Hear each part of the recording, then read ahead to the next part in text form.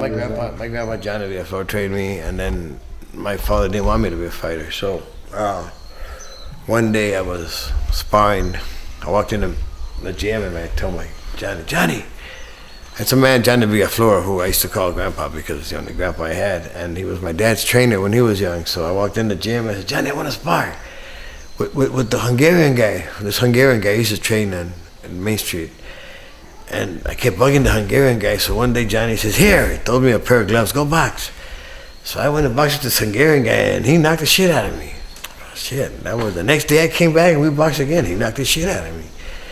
So I waited 3 or 4 days and I trained for a week or 2 weeks and I boxed with him again and I did real well. I didn't say I beat him, he's an older guy, he was a man. But I did real well. And then Johnny Villaflor goes and tells my dad, hey, you better start training your own son, never mind these other fighters. And that's how they took me serious. What's your history in boxing? My grandfather was a fighter, my father was a fighter. I've been in the game since I was a little boy. I've been in the game the night. In fact, the day I was born, my father fought his first professional fight. I've been at it a long time, most of my life. I don't know how to do anything else but the fight game. I'll give you history on boxing. Most people don't know this. Boxing was created by the rich man, by the rich people, to entertain themselves because, started back in the Romans. The Romans had gladiators. Gladiators got famous. And they went to street fighting, and the street fighters got famous. And eventually it all became legal. The turn of the century, I think it was a man named Johnny Queensberry invented the Queensberry rules, which was saved by the bell, 15 rounds, 3-minute rounds, you get knocked out, you count to 10. He invented the boxing rules. His name is Mr. Queensberry, worked for the Queen of England. Boxing advanced, went to the Olympics. It's made a lot of money over the years, millions of dollars, millions and millions of dollars fighters are making. You mentioned that he created the rules, and there was 15 rounds in the beginning. When did it switch over to? Around the turn of the century. Before that, they were fighting. For each time you got knocked down was a round. So they went like 100, 130 rounds, 80 rounds, 90 rounds. If you stood up and got knocked down, it was another round. You got a minute off, and then they had to change that because that was kind of brutal. And it seems like today that's changing. Now we have this MMA thing. Here we're going back in time to mutilating the human being. It was okay to box. I mean, nothing wrong with boxing and jabbing and knocking you out. But when you sit there and pounce on a guy's head for a while, it gets old. But I guess that's what they do nowadays. We're going back to the old gladiator days. Pretty soon, we'll, see who can put somebody out for good. Talk to us about the people you see being the greatest in boxing, the people maybe that most influenced you. The greatest fighter in the whole world, in the history of boxing, was definitely Sugar Ray Robinson. The greatest heavyweight that ever lived was, of course, Joe Louis. The toughest heavyweight and toughest man that ever fought was Rocky Marciano. Who was most influence on your career? On my career, my life was Sugar Ray Robinson. Enrique Bolaños, my dad. Who else was, my trainer, Teddy Bentham, who trained great fighters. Teddy Bentham was around many, many years, trained, world champions. David Moore, Sugar Ray Robinson, worked with Joe Louis, worked with Ernie Lopez, Little Red Lopez, worked with great Jerry Corey. I worked with a lot of people. He was probably the biggest influence in my life. Talk about your relations with a lot of more of the famous boxers. First time I sparred with anybody was a guy named Enrique Higgins. He was a featherweight champion of the world. He was from Ecuador. Enrique Higgins needed a sparring partner. I was 15, 14-year-old Petey Vital, real good, junior Golden Glover. So I did school and go over there and spar with him at $5 a round. I thought that was great. We put 5-6 rounds, in 1958, 59. No, I take that back. 1964, 65, a kid with $30, $40 a day was rich. Rich. I had ducats. So he was my first sparring partner. That was Enrique Higgins. Then after that, the great Carlos Tel Cruz. It was Carlos Tel Cruz. Great lightweight champion. Fought Mondo Ramos. Mando Ramos was another great fighter, Chicano fighter out of San Pedro, California. Mando Ramos was a great lightweight.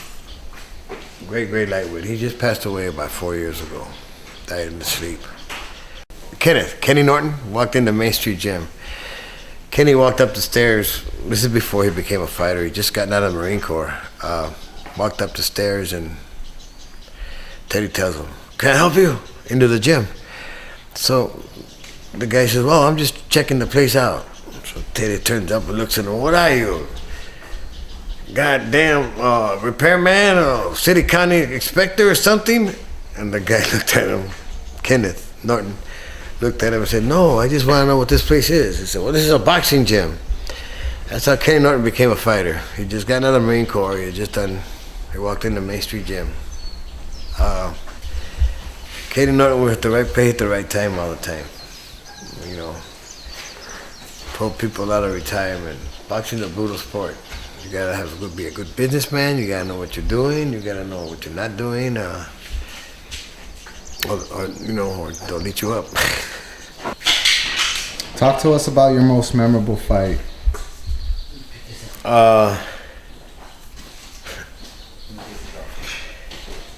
My most memorable fight was an amateur fight. Before you turned pro? Yeah, before I turned pro. It was an amateur fight. What year was this? God, it must have been about 66, 7. There was a kid named Danny Almeida. And the kid was tougher than a nail. But he had a problem. Every punch he threw was a slap. So, I remember boxing him. I remember losing as a little kid to him twice as junior Golden Gloves. And then when I turned 16, 17, I turned amateur. And I beat him. And it was, Jesus, that was probably my biggest dream. I beat him, man. I beat him easy, too. I hit him with a left hook and a third round, down he went. And that was quite exciting to me. When I turned pro, there wasn't much left of me. I had fought so long, fought so many. The first 5-6 years I got hurt, I got this, and it was kind of tough. But that's boxing. What year did you turn pro? Oh, I don't know, 68, 69. My last fight was in 75. I remember coming home after my last fight and coming to my door, opening my door, and kids, furniture, everything was gone. Dog, birds, even my dogs were gone. I said, then I lived, but that's life. That's the way it goes, what I mean? So that got you out of boxing initially? No, that told me that I had to take a break. I just had to take a break from the sport. When you're a professional for a long time, it gets old. And you talked about the most memorable experience as an amateur, but what about as a pro fighter? What was your most memorable experience? And maybe a couple of the bigger names that you fought that people can recognize? Beating that African kid, Sinda, a kid named from Congo named Cesar Sinda. He was my biggest win, I think. And the Leal fights, Manuel and his brother, those were good fights. This was the toughest fight I ever had. This fight here with Danny Almeida as an amateur. Jesus, man, and we're both from Montebello. I don't know why they put Ballin Park there. But that's what I looked like when I was a little guy. What year was this taken? Oh, that must have been 66. Oh, it says on there 66. That's my father. This is Duke Holloway, Sammy Sanders, boxing people. El Tío Serrano, he passed away. Ralph Gutierrez, he fought here in Hawaii many times. Well, there's been a lot of big names also that have been, that had the effects of boxing. Yeah, Jerry Corey come out of their career. Jerry Corey died walking around, calling his name.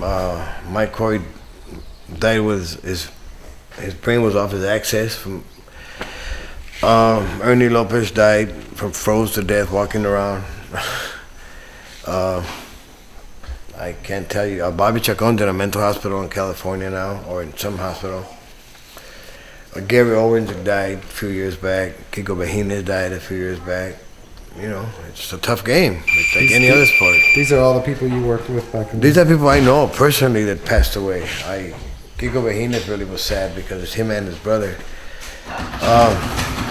Boxing's a tough game. It's not for everybody. You see walking down the street, he's not the fighter. He's not a fighter. He's just a bully. Like usually it's a guy who's an A student, who's doing this, doing that. He's usually the takes a lot of discipline. Yeah, it takes a lot of mental discipline, and you'd be surprised who has the guts to be. You'd be surprised that you find this kid who's the biggest nerd in school, and yet he'd be a champion someday because he has the discipline, he has the mentality, he has the, and it just depends. I'm responsible for Almani Boxing Club, City Terrace Boxing Club, City of Commerce, Santa Fe Springs, Norwalk. Your name came up for the Hall of Fame in boxing. Yeah, but I know you're a humble man, but you should go into that a little bit maybe. Well, that's just something that kind of belongs to the family, my father, my grandfather, my brother, and myself. And, we worked with boxing all our lives. We knew a lot of fighters, I have a lot of good friends that I grew up with.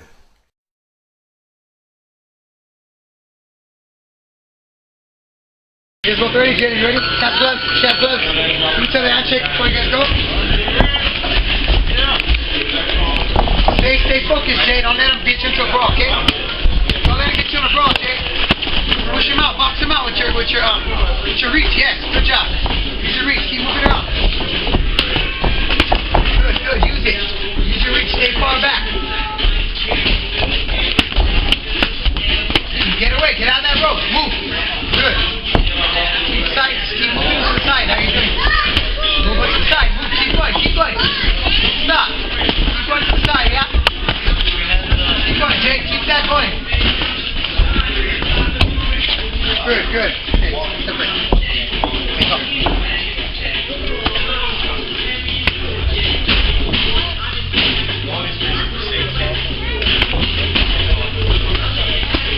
Push him away, Jake. Don't get into the slugfest in the middle.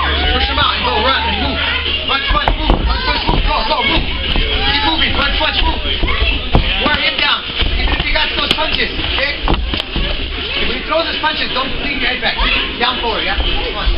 Down forward. You're going back. You're going to get caught with the overhand. Look at what he's doing. Go forward. More forward. Stay back. Move to the side. Keep going, Jake. Now, keep going. Keep moving. Keep going.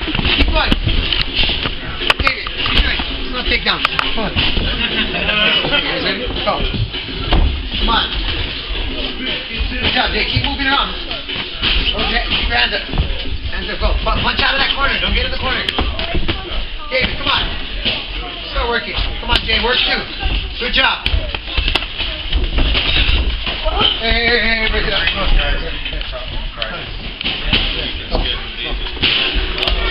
Keep moving, Jay. Keep moving around. He's throwing those punches. You see him coming, yeah?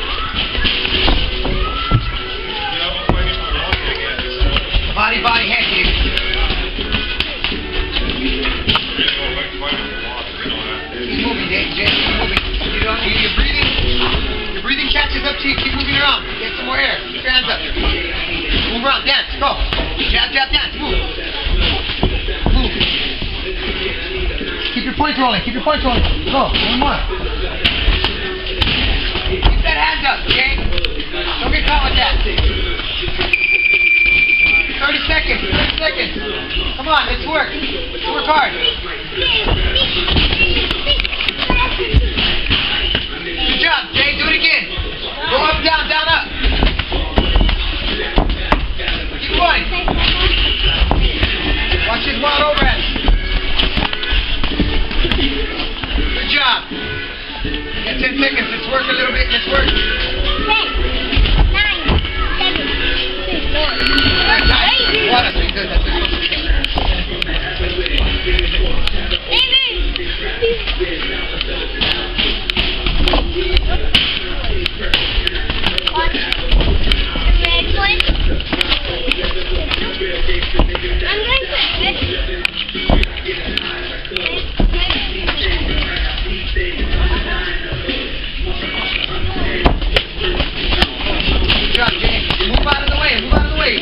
Get out of the way. He's going to keep going like that. Move. Keep throwing wild ones in. Don't let him hit you twice. Go under, yeah? Just like that. Go. Move. Just like that. Stay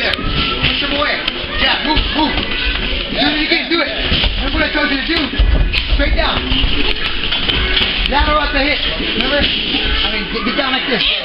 Jab, pop him up. Boom, boom, boom, punch. Boom, boom, boom, boom, boom. She does raw punches, they're going high. On down.